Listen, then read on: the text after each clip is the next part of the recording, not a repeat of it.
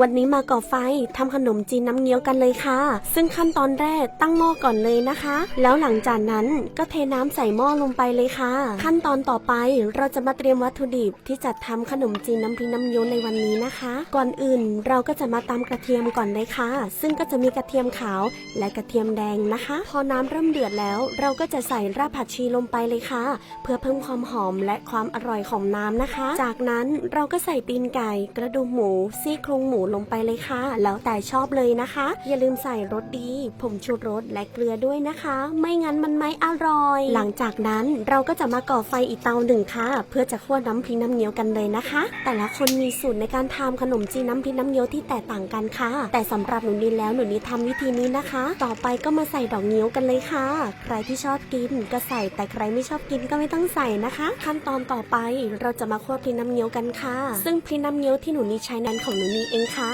ซึ่งในวันนี้พร้อมเปิดตัวจำหน่ายแล้วนะคะขั้นตอนแรกใส่น้ำมันลงไปในกระทะแบบนี้เลยค่ะแล้วต่อด้วยกระเทียมที่ตำเมื่อกี้นะคะผัดกระเทียมให้จนเริ่มมีกลิ่นหอมแล้วหลังจากนั้นก็ใส่หมูลงไปเลยค่ะผัดให้กระเทียมกับหมูจนเข้าที่กันแล้วหลังจากนั้นเราก็มาใส่นางเอกของเรื่องนี้กันเลยค่ะซึ่งนั่นก็คือน้ำพริกน้ำเงี้ยวหนูนิดสาวดอยนั่นเองค่ะซึ่งเป็นน้ำพริกที่มีความหอมและอร่อยมากใครที่ชอบเข้มข้นก็ใส่เยอะๆหน่อยนะคะส่วนใครที่ไม่ชอบเข้มข้นก็ไม่ต้องใส่เยอะค่ะแต่หนูนิดชอบเข้มข้น1ถุงนี้หนูนิดใช้ได้แค่2ครั้งหรือว่า2หม้อแค่นั้นเลยนะคะซึ่งถุงนี้เป็นถุงที่หนูนิดเคยใช้รอบที่แล้วค่ะพอดีว่ารอบที่แล้วใช้ไม่หมดวันนี้หนูนิดก็เลยเอามาใช้ในคลิปนี้นะคะอย่าลืมใส่ผงรสดีนิดนึงเพื่อเพิ่มความนัวนะคะหลังจากที่ผัดเสร็จแล้วก็เอาไปเทลงหม้อที่เมื่อกี้เราต้มกระดูกหมูตีนไก่เมื่อกี้เลยค่ะหลังจากที่คั่วพริกน้ำเงี้ยวเสร็จสีของน้องอาจจะยังไม่ออกเป็นสีแดงนะคะแต่พี่ไม่ต้องตกใจนะคะเดี๋ยวน้องลงหม้อแป๊บเดียวน้องก็กลายเป็นสีแดงค่ะหลังจากนั้นเราก็มาใส่เลือดหมูกันเลยค่ะใครที่ชอบก็ใส่นะใครไม่ชอบก็ไม่ต้องใส่นะคะโอ้โห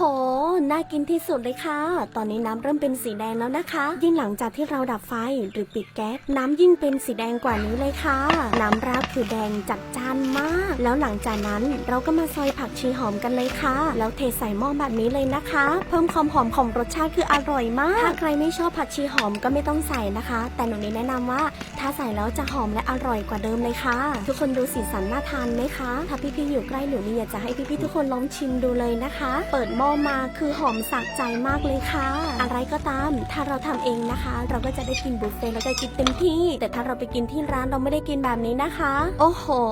น้ำราดขนมจีนน้ำพริกน้ำเงี้ยวคือแดงสะใจมากเลยค่ะพี่ท่านไหนที่ชอบทานขนมจีนน้ำพริกน้ำเงี้ยวนะคะวันนี้หนูนี่ขอนำเสนอน้ำพริกน้ำเงี้ยวหนูนี่สาวดอยค่ะเป็นน้ำพริกแบรนด์ของหนูนี่เองนะคะซึ่งสูตรนี้เป็นสูตรที่หนูนี่กินมาโดยตลอดค่ะแล้วก็มีลูกค้าที่ซื้อไปทานแล้วชอบติดใจก็เลยมาขอซื้อสูตรการทำน้ำพริกน้ำเงี้ยวของหนูนี่นะคะแต่หนูนี่ไม่ขอขายนะคะพี่ค่ะแต่หนูนี่จะขายเป็นน้ำพริกน้ำเงี้ยว1ถุง150 บาทจัดส่งฟรีค่ะพี่ท่านใดที่สนใจสั่งซื้อได้เลยนะคะ